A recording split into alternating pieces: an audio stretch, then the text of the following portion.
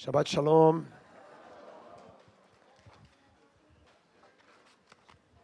Fazemos essa semana leitura de Parashat Mishpatim. Amanhã de manhã nós vamos estar, na verdade, olhando mais, né?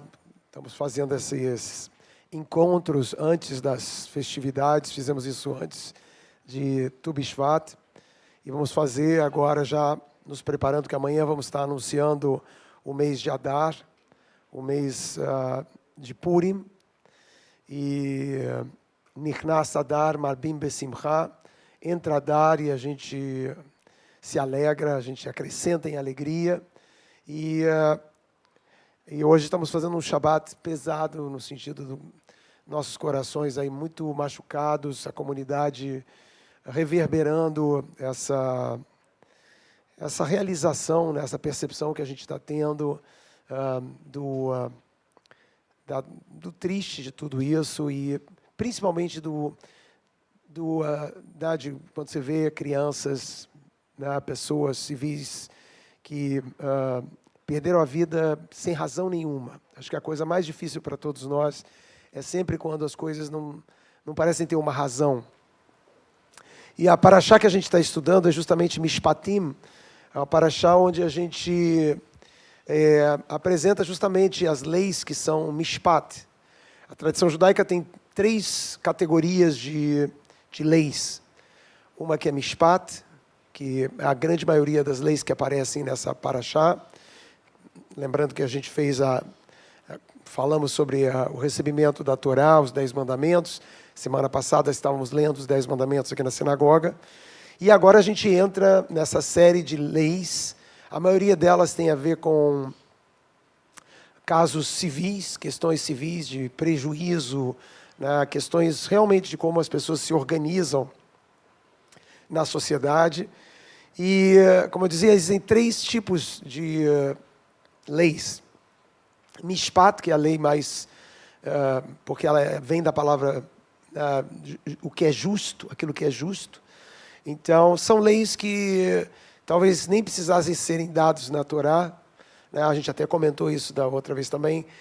As leis de Noé, como não matar, não roubar, não adulterar, são leis que são mishpat. Qualquer pessoa com a capacidade humana de bom senso, crítico, chega à conclusão, e não precisa explicar para ninguém por que essas leis existem. Depois existem outras leis que a gente chama de edut. Edut são testemunhos. A gente presta testemunhos. O Shabat é um testemunho da criação do mundo. O Pesach, mais à frente, é um testemunho da gente sair do Egito. Então, quando você come matzá, não tem uma razão para comer matzá, a não ser uma edut, uma lembrança, um testemunho daquele fato histórico, daquele momento histórico. E esse é o racional, por assim dizer, de muitas das nossas leis. E essa é a segunda categoria. A terceira categoria é Hok, que são as leis que não têm uma explicação. Não é que não têm uma explicação, elas não pertencem a essa categoria. Elas são, talvez assim, o elemento mais profundo de um compromisso. Quando você tem um compromisso, você não precisa explicar tudo. A gente sabe disso dos nossos vínculos, das nossas relações. Quando você tem um casamento, ou até entre amigos, se aquilo é de verdade, um pedido da outra pessoa, não precisa dizer, para quê? Por que você quer isso? E, às vezes, quando a gente não consegue acolher, mesmo nas nossas relações, os hukim, as coisas que não têm uma razão de ser, que são de um indivíduo. E se o indivíduo tiver que se explicar, alguma coisa do vínculo se perde. Então vejam que é uma maneira muito interessante de falar sobre vínculos. Né? Os vínculos são as coisas que a gente pode, por juízo, por bom senso, elaborar sozinho. Os nossos vínculos marcam momentos da nossa história, que a gente quer representar, e os nossos vínculos têm certas coisas que a gente faz só por compromisso. Mas é tudo tão difícil para o ser humano quando a gente está na esfera do que não tem explicação. E o que eu acho que eu estou talvez querendo puxar da nossa paraxá é que a única coisa que explica, entre aspas, um rock é uma relação de vínculo. Vejam que, por exemplo, coisas muito importantes na tradição judaica que aparecem até na nossa paraxá são hukim, leis de kashrut, as leis dietéticas no judaísmo, que todo mundo adora, agora que nós somos mestres em alimentação, né? Todo mundo, ora, toma leite, não toma leite, faz isso, todo mundo tem doutorado no que pode e o que não pode, né? E quando a gente quer explicar por que não come isso ou não come aquilo, você está totalmente equivocado, porque a kashrut é um rock. Não tem. Por mais que você queira, e as pessoas que lidam com nutrição, que elas adoram dizer por que não come carne de porco, por que não... Mas a tradição judaica diz, não tem isso. Não é por razões sanitárias, por razões que você pode explicar, é por vínculo. E o vínculo pressupõe que tem uma razão que eu não tenho acesso. Quando a gente experimenta essas coisas que vêm da natureza, principalmente quando a gente tem que falar de perdas, a gente lidar com coisas difíceis nas nossas vidas, e quando elas vêm da natureza, quando acontece um acidente, a gente consegue, apesar de a gente não saber, quando a gente vê uma pessoa inocente, tem uma história muito bonita na tradição judaica de uma comunidade, certas semelhanças com a nossa aqui, uma comunidade que tinha um melamed, um professor muito querido da comunidade, e num inverno desses de leste europeu, ele vai tentar atravessar um rio que estava congelado, ele quebra ali o gelo e ele se afoga. E ele era tão querido, ele era uma pessoa assim tão especial para a comunidade, e a comunidade vem ao rabino com a pergunta, por quê? A pergunta que assola todos nós, porque a gente gosta de construir essa rede explicativa, porque ela nos ajuda a controlar a realidade, a perceber, se isso acontece assim, posso evitar, ou uma coisa boa, eu posso ir atrás. E quando você não sabe por quê, eu sempre digo, quando eu vou fazer ocasiões em que eu tenho que fazer um sepultamento, e a primeira coisa que as pessoas, ali naquele momento social, elas estão todas perguntando assim, ele não fazia ginástica, ele comia errado. Todo mundo quer saber um porquê, principalmente se for uma pessoa que não está ali com a idade avançada. E se você não encontra uma razão, todo mundo fica muito assustado. Então vieram ao rabino e perguntaram para o rabino, como pode? Por que aconteceu isso? Que uma pessoa tão querida, tão bondosa, tão especial, alguma coisa dessas pudesse acontecer com ela. E o rabino explicou, já que ele estava sendo cobrado uma explicação de algo que é fora da possibilidade de explicar, ele disse, o rio, sabe o rio congelado? Ele não sabia que o melamed era tão querido e tão especial. Isso no mundo na natureza, isso é real mesmo, porque nós ficamos chocados, porque a gente tem uma identidade com os valores, com a qualidade da pessoa. E quando você está lidando com a natureza não sabe, ela derreteu.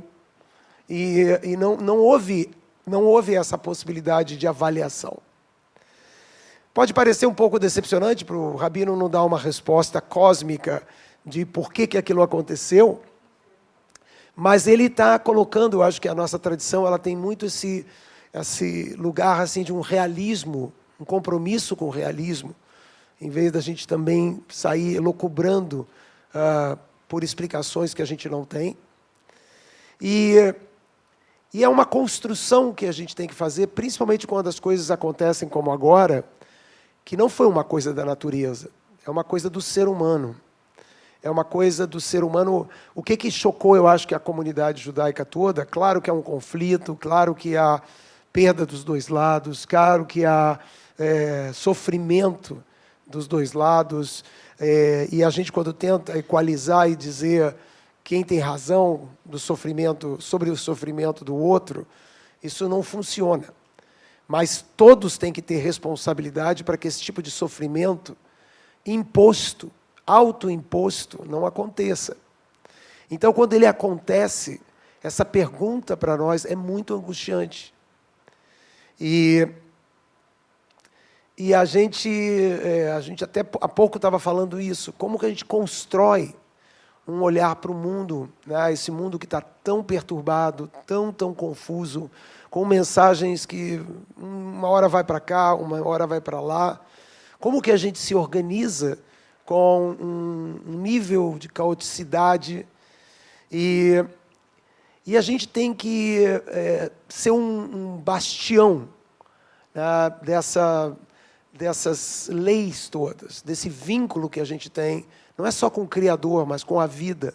Nós temos que ser as pessoas que não perdem em momento nenhum a esperança, por mais que a gente se defronte com algo que é do mal. Porque não tem como você enxergar de outra forma, a não ser um momento que o mal fica liberado, em que nós mesmos não fazemos esse cuidado, porque as leis são exatamente para que as coisas não aconteçam assim. As leis, elas falam de vínculos. Vínculos daquilo que é óbvio, não faz para mim o que você não gostaria que fizesse para você, mishpat. Das coisas que, como seres humanos, a gente testemunha. Né? Nós que passamos uma epidemia e ficamos todos no mesmo barco. Né? Um podia ir para a esquerda e era fim, e o outro ir para a direita e voltar para casa.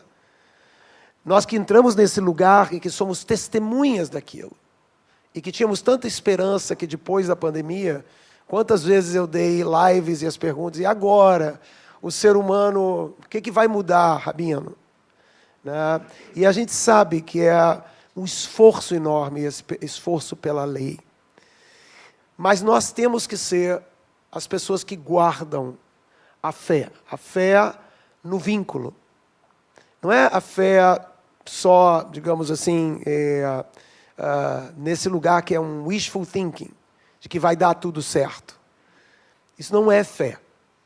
A fé é a capacidade de preservar o link, de continuar ligado a tudo que é valor e que é sentido da vida.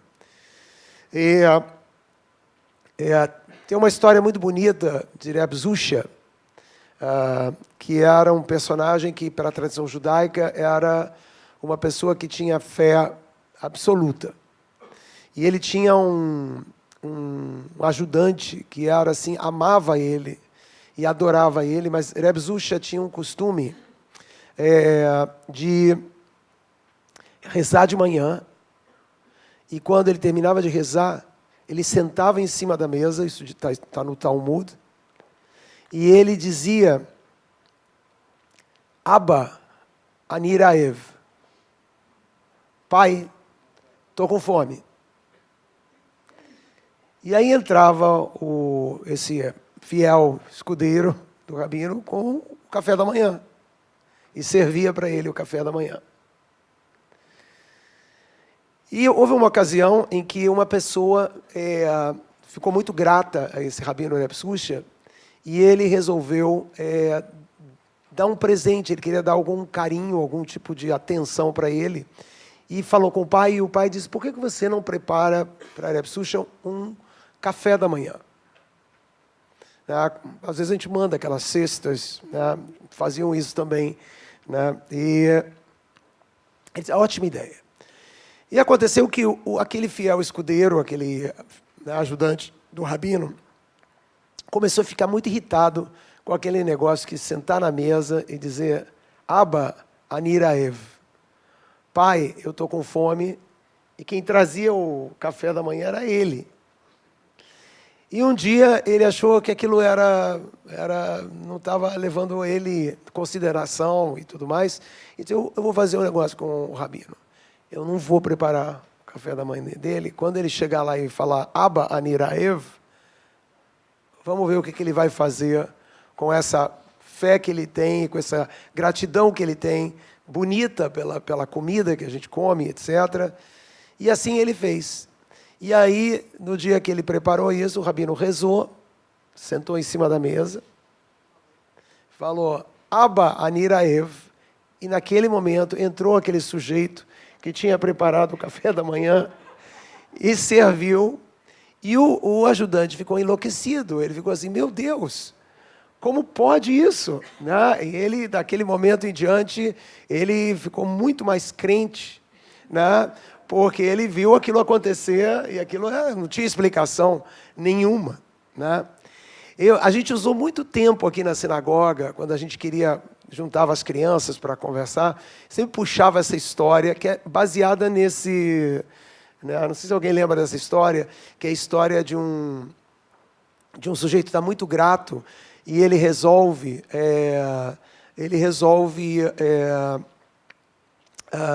agradecer a Deus, e ele não sabia como agradecer, porque agradecer ao Reb Susha você faz um café da manhã e está feito. Mas como é que você agradece para Deus? E aí ele teve uma ideia ótima, que era levar, a mulher dele fazia a melhor halá da comunidade, e ele fazia isso. Ele disse, sabe o que eu vou fazer? Na sexta-feira, antes do Shabat, como ele era o shamash, ele que cuidava da sinagoga, eu vou chegar mais cedo e eu vou botar dentro do Aron HaKodesh 2 halot da minha esposa, quentinha, sabe, halá, que até nos céus talvez não tenha igual. Eu vou deixar 2 halot dentro do Aron HaKodesh e para Deus, porque ele ficou pensando, onde que eu vou deixar elas? Né? Qual o lugar onde posso deixar? Então ele foi... A esposa fez lá, de quinta para sexta-feira, de madrugada, ele entrou na sinagoga e ele deixou as halot dentro do Aron HaKodesh e ficou muito nervoso, porque quando chegasse na hora do Shema, quando o casal Hitler fosse subir e abrir o Aron HaKodesh, ele ia saber se Deus levou a halá ou não levou a halá. Nesse meio tempo,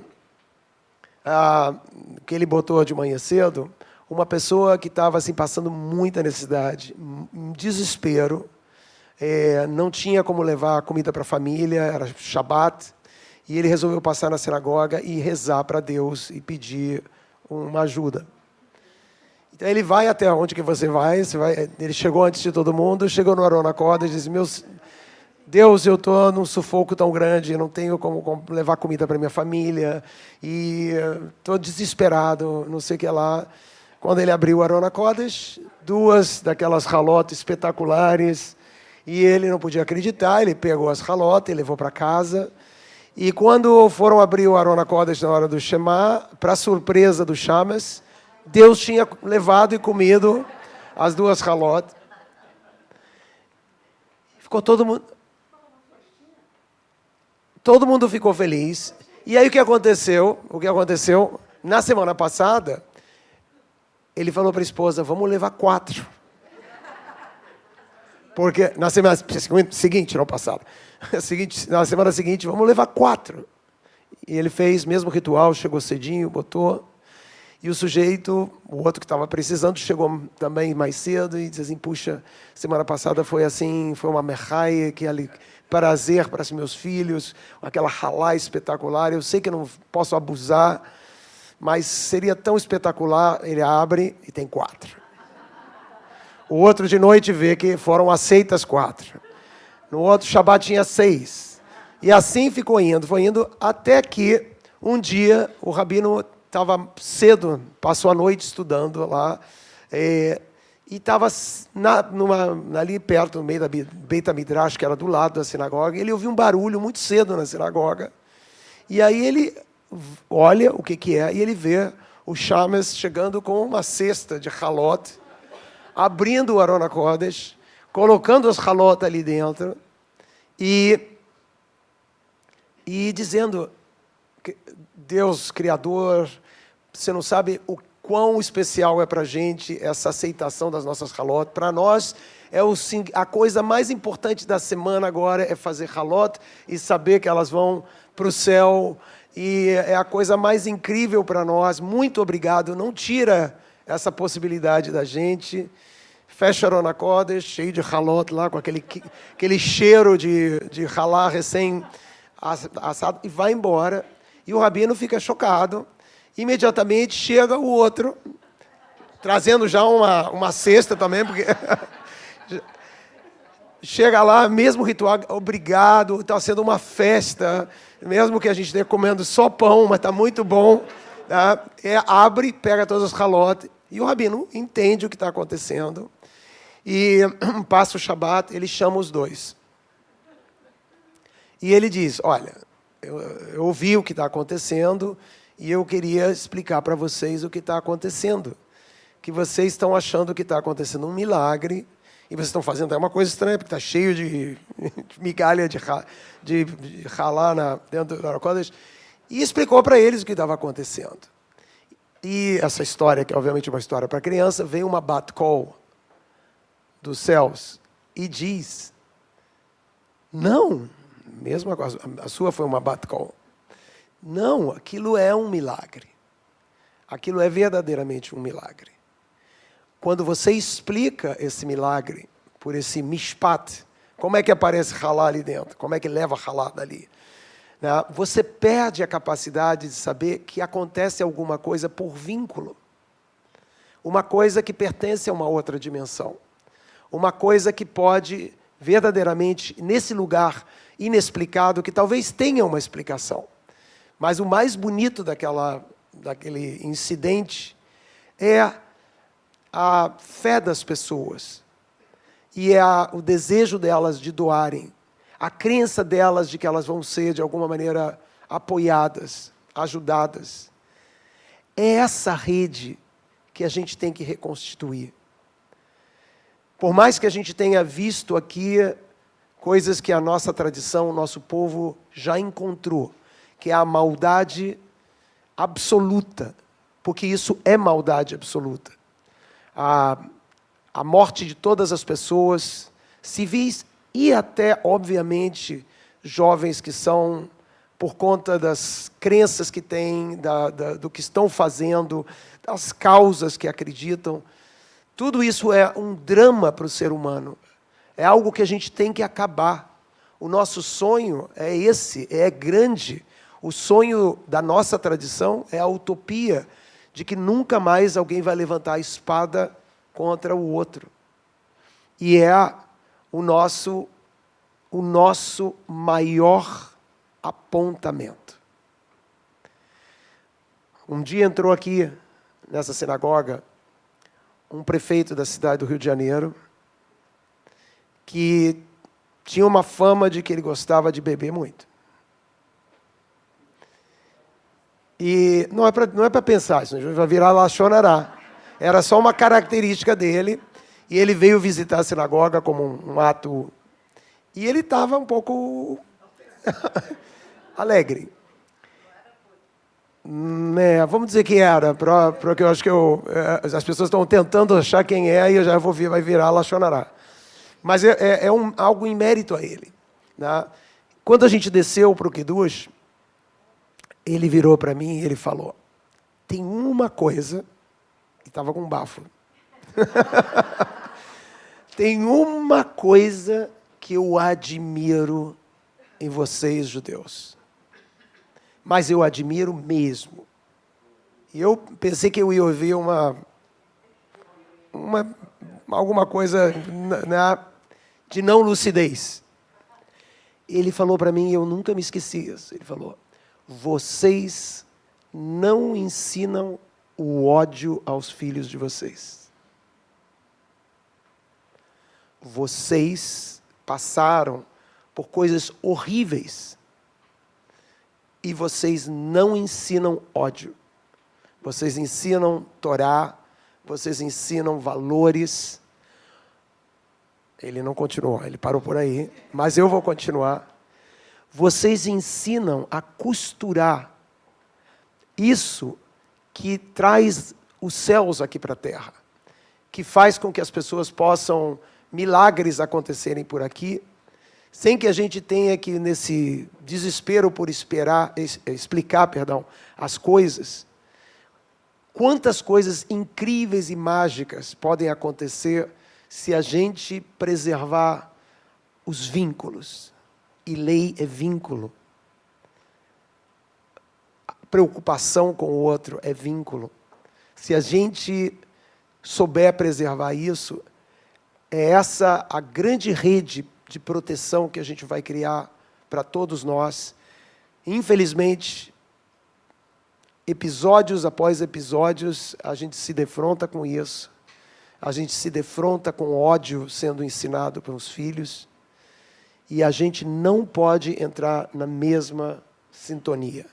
Nós temos que continuar construindo aquilo que vai trazer tantos e tantos e tantos milagres, que alguém vai querer explicar e tentar dizer por que eles acontecem, mas aqueles que têm fé acreditam no vínculo. Acreditam num vínculo com o Criador que te colocou nesse mundo e, por alguma razão, acreditam em vínculos e não abrem nunca mão dessa emuná. Emuná, daquilo que a gente falou naquela melodia, beatzmam, no próprio indivíduo, no próprio ser humano, da gente acreditar que nós temos essa nobreza de não estarmos mais num mundo com essa baixaria. Be'echoltam, com a sua capacitação, com a potência humana de transformar esse mundo e não ser um mundo de selva e de bestialidade. E Bechá Elohim, em Deus, que é o símbolo maior do vínculo. E agora digo, não como uma heresia, mas para colocar no lugar certo. Mesmo que não existisse um Deus, se nós percebêssemos o vínculo com a vida, se nós percebêssemos o vínculo verdadeiro com a vida, tudo o que a gente espera da existência de um Deus aconteceria. Shabbat Shalom.